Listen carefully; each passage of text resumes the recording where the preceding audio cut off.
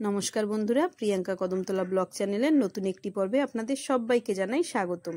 আশা করি আপনারা সবাই ভালো আছেন। তো আমরাও সবাই অনেক ভালো আছি। তো আজকে আবারও চলে আসলাম নতুন একটা ভিডিও নিয়ে। তো আমাদের এইখানে হচ্ছে মুষলধারায় বর্ষা।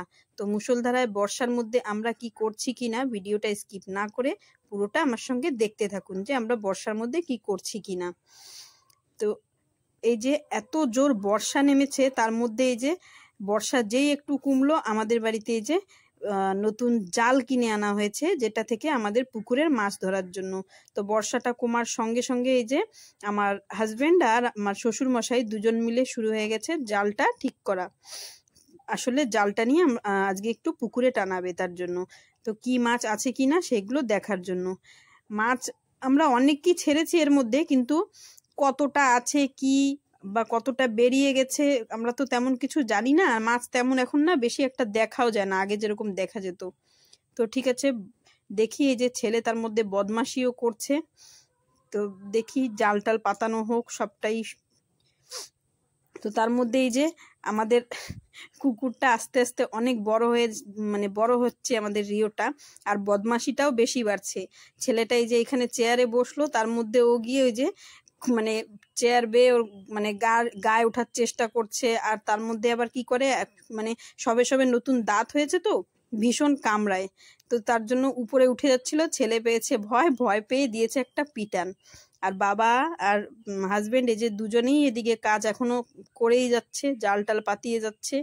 জানি না মাছ কতটা পাবো কিনা বলতে পারছি না। জালের কাজ কমপ্লিট হয়ে গেছে, এখন জাল যাবে পুকুরে পাতাতে। তো ঠিক আছে বন্ধুরা, চলুন আমার সঙ্গে দেখি জালটা কিভাবে পাতায় কিনা, সবটাই একটু আপনাদের সঙ্গে আজকে শেয়ার করি।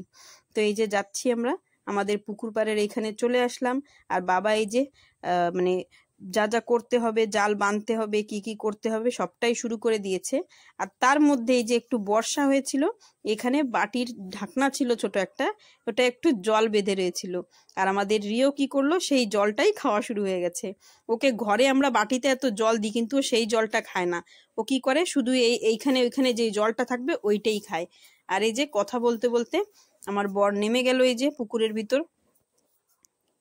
তো আগে দেখা যেত বন্ধুরা, খাবার টাবার দিলে আগে প্রচুর মাছ দেখা যেত, কিন্তু এখন জানি না কি হয়েছে, একদম মাছ তেমন দেখা যায় না।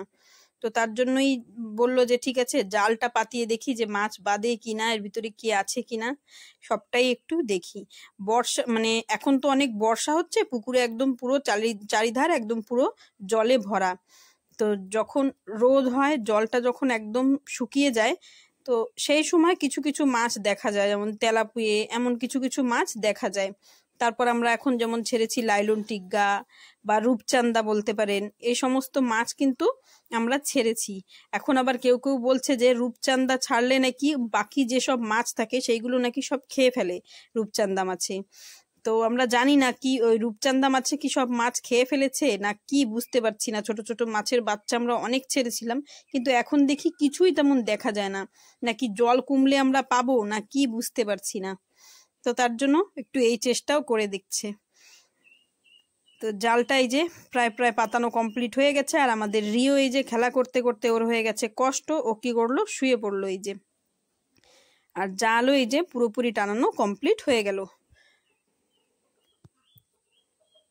তো দেখা যাক মাছ আমরা আদৌ কি কিছু পাবো না কি, বলতে পারছি না লাস্ট পর্যন্ত কি হয় কি না। জালটা পাতানো তো হচ্ছে।